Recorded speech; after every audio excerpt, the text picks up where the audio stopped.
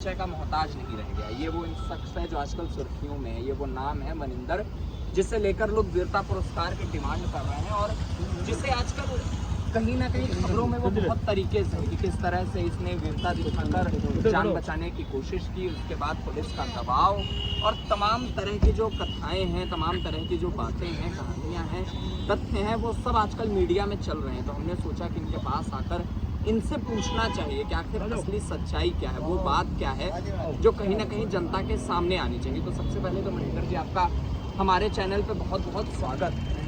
आप हमें ये बताएं कि आप चूँकि उस घटना के चश्मदीद भी हैं कहीं ना कहीं, तो आप ये बताएं कि जब आप सबसे पहले घटनास्थल पर पहुँचे थे तो क्या दृश्य था, क्या देखा था? दृश्य ये था जी, 2 घंटे लड़का मदद की गुहार मांगने के बाद लड़का डूब चुका था। मौके पर जब मैं पहुंचा था, लड़का मुझसे 5 मिनट पहले डूब चुका था। 2 घंटे उसने बचने की गुहार लगाई है, सब चीज़ था उसके पास, मतलब सब लोग थे कब तक मिला, लेकिन किसी की हिम्मत ये नहीं पड़ी कि इस बच्चे को बचा लें या ठंडा पानी देखकर डर रहे थे। बहुत सारे उसमें सरिया है, बेसमेंट है, बहुत सारी चीज़ें थी उनके अंदर। एक ये भी डर था कि फॉग है अंदर, बहुत ही ज़्यादा अंधेरा है। ठीक है जी, मैंने जाके जब देखा कि यहाँ पे तो बहुत सारी सिस्टम है कि गाड़ी लड़का डूब चुका है, बात एकदम मुझे ऐसे लगी गाड़ी के साथ डूब गया तो बहुत ही भयानक घटना है। तो मैंने सरकारी महकमे के जो लोग खड़े थे, मैंने उनसे बोला जी अंकल जी मैं क्या अंदर जा सकता हूँ? उन्होंने 1 सेकंड के अंदर बोला नहीं। मैं बोला सर मुझ पर तैरना आता है, मैं कंफर्म जा सकता हूँ। मुझे जा सकते हैं आप? तैरना आता है? हाँ जी।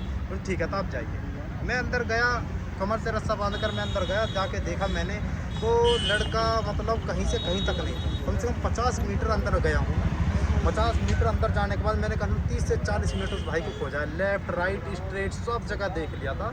सब मुझे जितने भी टॉर्च ले रखी थी सब ने हाथ में, फायर ब्रिगेड वालों ने तो टॉर्च बहुत दूर दूर तक मारने वाली थी, तो उनके वो मुझे टॉर्च के इशारे से बता रहे थे कि आप लेफ्ट जाइए, आप राइट जाइए, आप स्ट्रेट जाइए, ऐसे ऐसे बोल रहे थे। मैंने 30 से 40 मिनट ढूंढने के बाद मैंने बोला जी अब वो लड़का नहीं है, वो लड़का डूब चुका है। अगर आप बोलोगे तो मैं और इसमें घूम सकता हूँ जिधर आप बोलोगे, लेकिन वो लड़का गाड़ी के साथ अंदर जा चुका है, अब वो लड़का नहीं बचा है। अब मैं बाहर आया तो बहुत लोग ये बोले थे कि आप अगर आप पहले आ जाते 10 मिनट पहले तो वो लड़का बच जाता, लेकिन ये बहुत ही शर्मनाक बात थी। क्यों? मैं अकेला और 100 लोग होते हुए भी मैं 10 मिनट पहले मैं आ जाता।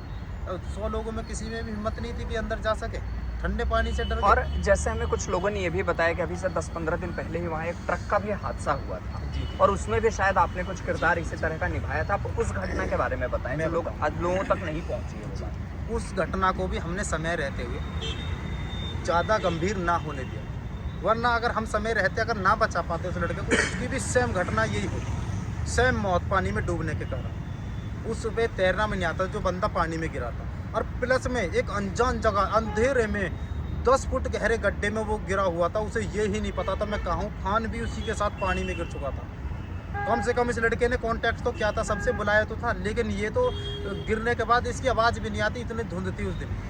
10 फुट नीचे पानी में पड़ा हुआ था। तो रात में जैसे मैं 5 से 2 की फ्लिपकार्ट में जॉब करता हूँ, ठीक है जी, नाइट में मेरी जॉब चलती है। तो मैं जा रहा था तो वहाँ पे बहुत सारे राइडर्स भी थे, मतलब चलते रहते हैं 24 घंटे उस रोड पर राइडर चलते हैं, सबसे ज़्यादा फ्रेटियर से ज़्यादा उस पर राइडर्स चलते हैं, जितनी भी एप्लीकेशन है ऑनलाइन सबके चलते हैं। तो हमने देखा कि ट्रक नाले में गिर चुका है, ट्रक का ड्राइवर घबराकर ज़मीन समझ के नीचे वो नाले में कूद गया। क्यों? ट्रक नाले से आधे आगे था और आधा ज़मीन पे था, तो उसने देखा नीचे ज़मीन होगी मैं बच जाऊँ, क्या पता है ट्रक पलट जाए, तो वो उसे ये नहीं पता था नीचे जोड़ है, वो सीधा पानी में सीधा गया। और फिर जो एक चीज़ चली कि आपने किस तरह से वो पहले बयान दिया, फिर वो आपके बयान के बदलने की बात आई, फिर वो प्रशासन के दबाव की बात आई, वो पूरी कहानी क्या थी? जो वो कहानी आप हमें बताएं कि आखिर वो प्रशासन के दबाव की बात क्या थी? प्रशासन का दबाव ये था जी, क्यों उसको इसमें जो मेन मुद्दा मैं बन चुका था, शुरू से लेकर लास्ट तक जो भी मैंने पोल खोली थी, जितने भी सरकारी महकमे की थी, जितने फायर ब्रिगेड वाले थे, जो भी SDRF वाले थे, जो पुलिस वाले थे, या बिल्डर था जिसकी वो ज़मीन है, वो गड्ढा कब खुदा था, वो पानी किसने कहाँ से आता है, नोएडा प्राधिकरण, नोएडा अथॉरिटी, सब की पोल मैंने खोली थी। तो मेन मुद्दा मैं बन चुका था, ठीक है जी। कहीं ना कहीं 90% 80% मेरी जो बयान है 90% बिल्कुल सच निकले हैं, ठीक है जी। वो जो पानी है वो सोसाइटी है, जो हमारे 150 की जितनी भी सोसाइटी है उनका वेस्ट वाटर वहाँ पे कलेक्ट होता है। अब नोएडा प्राधिकरण के पास इतनी भी सुविधा नहीं है कि उस पानी को कहीं मतलब 150 से बाहर, मतलब कहीं बाहर नदी नाले में बड़े उसमें जोड़ सकें। वहाँ पे नदी बना दी है 150 के बीच में, कम से कम 50 बीघे में है वो, 50 बीघे में नदी बनाई हुई है।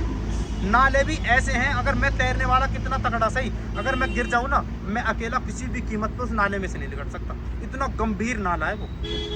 अगर आप बोलो तो सबूत में बिल्कुल 100% दे दूंगा। कम से कम नाले हैं कम से कम 15 फुट गहरे।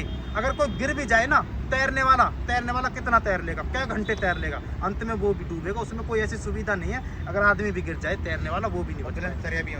तो किस तरह से प्रशासन ने दबाव बनाया जी, वो आप बताएं कि आखिर दबाव क्या था आपके ऊपर और क्यों आपको अपना बयान बदलना पड़ा? दबाव ये था कि मोनिंदर पुलिस को साथ लेके चलो, ये बोलो कि पुलिस भी वहाँ पे मशक्कत के साथ लगी हुई थी, तुमको और हमको यहीं पे रहना है। ये प्रशासन ने आपसे आकर कहा? और मतलब ये बोला था कि 4 से 5 घंटे मुझे थाने में रखा था।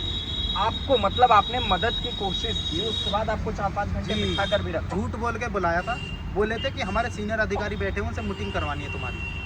बुला लिया मुझे, बुलाकर मुझे थाने के सामने पार्क में रखा था 5 घंटे पार्क में।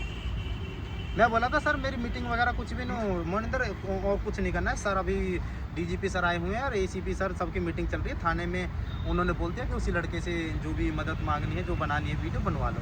मका जी वीडियो कैसी बनाएंगे? मतलब एक तरह से बैठा के हरासमेंट कर रहे थे। हरासमेंट इतनी की थी कि बेहिसाब हरासमेंट की थी। आप जब आए थे घटनास्थल पे तो वहाँ पे आपसे पहले कोई पानी में उतरा था?